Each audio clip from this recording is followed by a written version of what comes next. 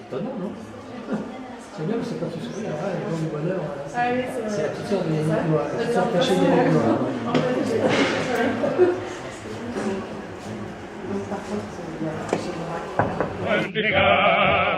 Prenez garde, vous les sabreurs, les bourgeois, les cabis. La jeune garde, qui descend sur le pavé. C'est la lutte. Bonjour, merci pour votre présence. Si j'ai bien compris, il y a une visite, disons, guidée, collective de l'exposition. Donc je vais moins vous parler de l'exposition elle-même que, disons, des raisons qui ont fait qu'on puisse faire une exposition comme celle-ci aujourd'hui. De 5000 postes de radio, postes de TSF, comme on les appelait à l'époque, disons au début de l'exposition, il y en avait à la fin de l'exposition 5 500 000. Donc c'était aussi une façon de suivre et de participer aux événements, disons, constitutifs du Front populaire. Donc j'ai tenu à ce qu'il y ait une bande son qui permette d'écouter Blum et Torres, mais également d'entendre des chansons de l'époque comme Tandem, comme Il y a de la joie, ou Si on est bien au bord de l'eau. Voilà.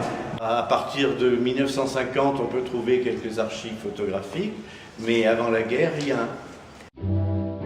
Les croix de feu se sont dressées pour chasser toutes les souffrances, pour que l'honneur renaisse en France et que le vainqueur respecté de nouveau chante sa fierté aux oiseaux bleus de l'espérance.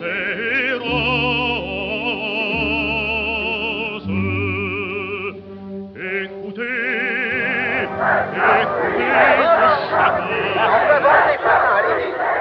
Il ne laissera pas toucher. Il ne laissera pas toucher à la République qui est son bien. La preuve est faite. La province soulevée tout entière. Paris rassemblé dans cette manifestation signifie aux hommes du fascisme et du royalisme qu'ils ne passeront pas. La réaction ne passera pas. Vive la République des travailleurs. Vive la liberté.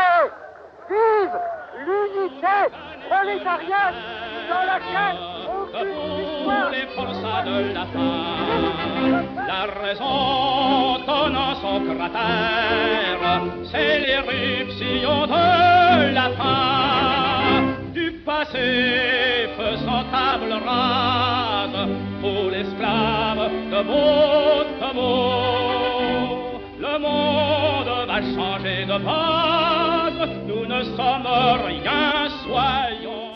Là, c'est un autre exemple, justement, de photos anonymes. Et ça vient de la bibliothèque d'histoire sociale, l'Université de Paris 1, CNRS. Ici, vous voyez, on retrouve cette brochure de l'époque sur, disons, la constitution du Rassemblement populaire et ce qui va de soi, c'est-à-dire la constitution d'un programme commun, d'un programme d'action qui va permettre à ces trois partis, disons, de faire lutte commune. C'est la seule qui ait du sens, à mon avis, dans cette exposition, parce que, comme vous le voyez, dans ces trois silhouettes, il y a une incorporation de la photographie. Alors que, je vous disais tout à l'heure que les journaux, les magazines des années 20, les illustrations, c'était du dessin, de la caricature, c'était de la gravure. Les campagnes électorales, la lutte est acharnée. La lutte est d'autant plus acharnée que la presse de l'époque n'y va pas par quatre chemins. L'ambiance est très délétère. Les attaques sont très virulentes. Il y a un antisémitisme important, une xénophobie importante, et des journaux comme Je suis partout et Gringoire, ils vont sans aucune retenue. Hein. Ce monsieur-là qui est là de profil, c'est François Mitterrand, qui est là avec son ami François Dalle, là, ici. C'est le jour des élections, et vous avez une photo de Capa à côté d'une photo anonyme. Vous savez, la participation électorale a été extraordinaire, c'était de l'ordre de 85%.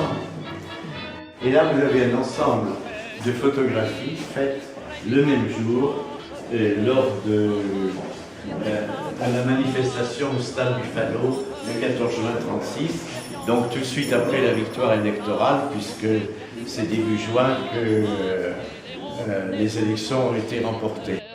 Vas-y Léon, faut que Marianne ait raison, car Marianne est une aumônière, et les ailes de son moulin doivent tourner pour les prolétaires, pour que les gueux... Et ça, c'est à la Bastille, les différents leaders de la gauche, Madame Léon Blum, Maurice Thorez, Salingro, Spinasse, etc., Jouot, à la tribune à la Bastille, qui n'a constitué son gouvernement qu'un mois après les élections. Appelé hier à 6 heures du soir par Monsieur le Président de la République, je lui ai remis, séance tenante, la liste de mes collaborateurs. Le gouvernement se présentera dès demain devant les chambres. Son programme est le programme du Front populaire. Parmi les projets dont il annoncera le dépôt immédiat et qu'il demandera aux deux chambres de voter avant leur séparation, figure la semaine de 40 heures, les contrats collectifs, les congés payés, c'est-à-dire les principales réformes réclamées par le monde ouvrier. Alors on va passer justement aux grèves au rez-de-chaussée, si vous n'avez pas de questions particulières. Alors ces grèves ont été vraiment atypiques et uniques. C'est la base qui a, disons, initié la grève. Et ce sont les ouvriers qui ont, en quelque sorte, trouvé cette formule de la grève sur le tas, c'est-à-dire avec occupation d'usine. C'était souvent organisé, c'est-à-dire que c'était les mères de famille qui arrivaient avec des paniers, etc. Voilà. Là, avec les bidons de lait. On voit sur une photo aussi derrière comment ils passent de la nourriture à l'intérieur. Tumultueux, roule comme un taureau, martyr de l'usine et du bouge. Quand l'ouvrier s'éveille et bouge, on voit flotter au vent le drapeau. Cet emblème au bourgeois livide donne un tremblement de terreur. À son aspect, son front se ride, son sang se glace dessus.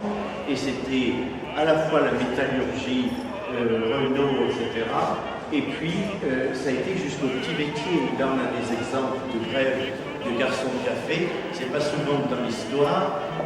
Les personnels de la salle de l'eau ou le petit commerce ou de la mode, par exemple, ont fait grève. Cette salle-là, c'est encore les grèves en 1936 et notamment la fin des grèves des usines Renault. Là aussi, j'ai voulu montrer le lien constant qu'il y avait entre, disons, la photographie et la presse illustrée. Où là, par exemple, ces personnages, vous les retrouvez en couverture de vue.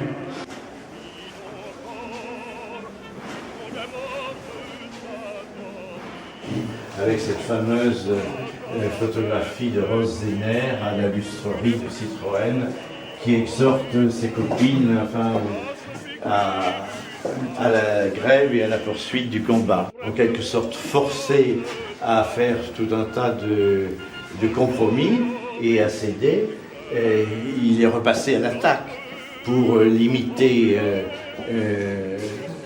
disons, les accords qui avaient été conclus en 1936, notamment pour réaugmenter les heures de travail ou pour rendre, disons, moins favorables les conditions de travail dans l'entreprise. En chœur, amis, chantons la victoire du Front populaire. C'est dans l'humble maison l'espoir de vaincre la misère.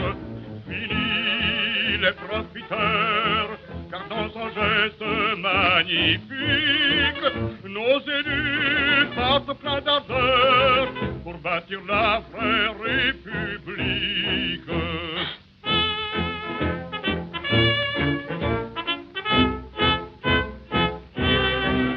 La vie chère et presque pas d'ouvrage, des voleurs, des jongleurs de millions. À cela, le peuple a fait barrage en votant pour les hommes du front. Il a compris qu'il fallait que ça change, sans hésiter, il s'est uni. Tant pis pour tout ce que ça dérange, nous leur crions, écoutez bien ceci. Une nouvelle ère dans la vie française au niveau des loisirs, au niveau du tourisme, au niveau des vacances. L'artisan, le chef d'orchestre de ces mesures, c'est lui, c'est Léo Lagrange, qui a été nommé en 1936 secrétaire d'État au sport et à l'organisation des loisirs, qui avait peu de moyens, mais qui s'est fort démené pour trouver des soutiens, des relais, pour mettre en place des fédérations, des associations, etc. pour inciter, par exemple, aussi les syndicats à développer des services. La SNCF ne sera, disons, instituée qu'au début 1938. C'était des sociétés privées et il a pu obtenir d'elles un congé annuel de congé payé, c'est-à-dire que le salarié et sa famille pouvaient bénéficier de 40% de réduction pour partir en congé. Pour Léo Lagrange, c'était laïque, et c'était très libre, c'était plutôt un idéal de santé, un idéal de communication, de partage, et pas forcément un idéal d'exploit sportif. Il y a des photos des premiers départs en congé payé, là, notamment ceux qui partent, qui prennent le train mais avec leur vélo pour une fois arriver, pouvoir partir dans la campagne en vélo.